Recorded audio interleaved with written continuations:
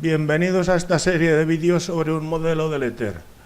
El marco elegido por el modelo para la descripción del éter y del mundo físico está constituido por el espacio de la geometría euclidia tridimensional y por el tiempo absoluto. El éter está en todo el espacio vacío, incluido el existente entre las partículas materiales elementales.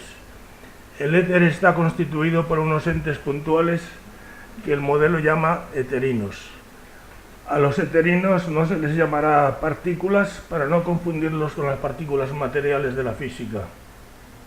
Los eterinos se mueven por el espacio en línea recta manteniendo su velocidad constante. Ello implica que es posible encontrar un sistema referencial y por tanto infinitos, tal que al referir a dicho sistema las velocidades de los eterinos, resulte que todos los eterinos del universo se mueven en línea recta y a celeridad constante. Los eterinos no interaccionan entre ellos, pues al ser entes puntuales, o sea, sin volumen, la probabilidad de colisión de dos de ellos es cero. A las partículas materiales el modelo sí les asigna un volumen no nulo, y por ello los eterinos colisionan con ellas. Los eterinos son los vehículos de todas las interacciones entre las partículas materiales del mundo físico. Las partículas elementales del mundo físico están constituidas por materia, que es una entidad a la que el modelo le asigna un volumen, o sea, una determinada ocupación del espacio. En función de cómo interaccionan con los eterinos, se postula que hay dos tipos de materia, la tipo N y la tipo P. Las partículas formadas por materia del tipo N implementan el comportamiento de una carga eléctrica negativa, mientras que las constituidas por materia del tipo P implementan el comportamiento de una carga eléctrica positiva. Para describir las fuerzas entre partículas materiales, el modelo se ve obligado a postular que existen dos tipos de eterinos, que se llamarán respectivamente eterinos N y eterinos P. La abundancia de ambos tipos de eterinos, así como su distribución de velocidades, dependerá del lugar del universo en que se hallen, y en especial de la materia que exista en proximidad de dicho lugar. Pero tanto la abundancia global en el universo como la abundancia local de ambos tipos de eterinos puede suponerse en principio que es aproximadamente la misma. Cuando un eterino de un tipo determinado colisiona con una partícula material del tipo opuesto, o sea, cuando un eterino tipo P colisiona con una partícula tipo N o cuando un eterino tipo N colisiona con una partícula tipo P, el eterino cambia de tipo, no altera la velocidad de la partícula con la que colisiona y continúa viajando por el espacio a la misma velocidad que llevaba. Cuando un eterino colisiona con una partícula material del mismo tipo, el eterino no cambia de tipo. Sí le comunica un pequeño cambio de velocidad a la partícula colisionada y el eterino invierte su velocidad, o sea, rebota contra la partícula. Esas hipótesis sobre las colisiones eterino-partícula son las que permiten predecir la fuerza entre dos partículas materiales con carga eléctrica, tanto en el caso en que ambas partículas son del mismo tipo, como en el caso en que ambas partículas son de tipos opuestos, o sea, lo que la física llama partículas con carga eléctrica de distinto signo. Para poder hacer desarrollos del modelo, interesa formular una hipótesis sobre cuál es la distribución de velocidades de los eterinos.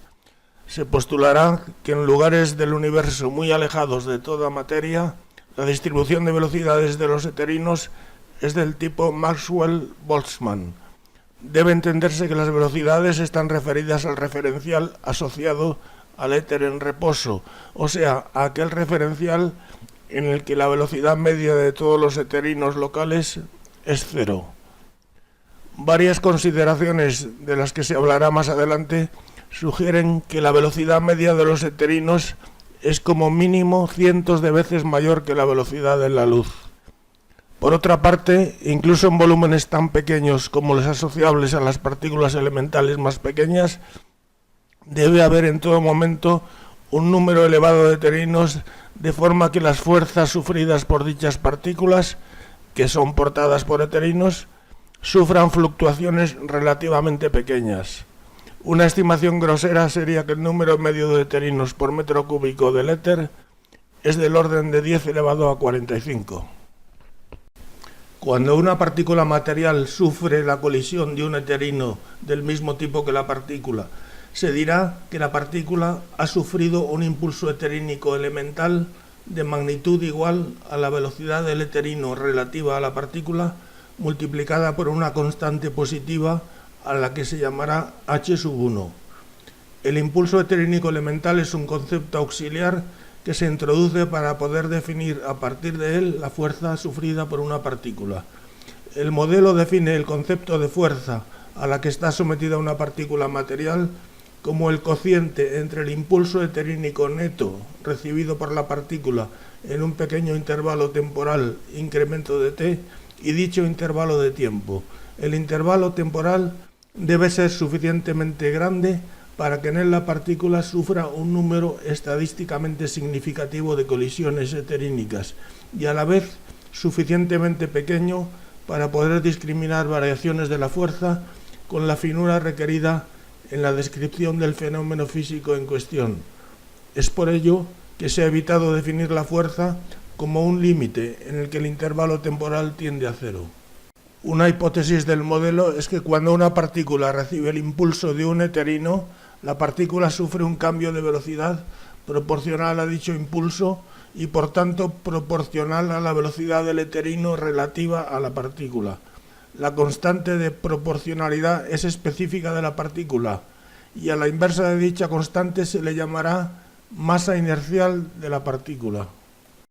Si la partícula cuyo comportamiento se está estudiando es macroscópica, o sea, formada por un número grande de partículas elementales, entonces recibirá un número muy grande de colisiones eterínicas, incluso en intervalos temporales muy pequeños, y podrá hacerse una descripción clásica, o sea, basada en funciones continuas, de su evolución.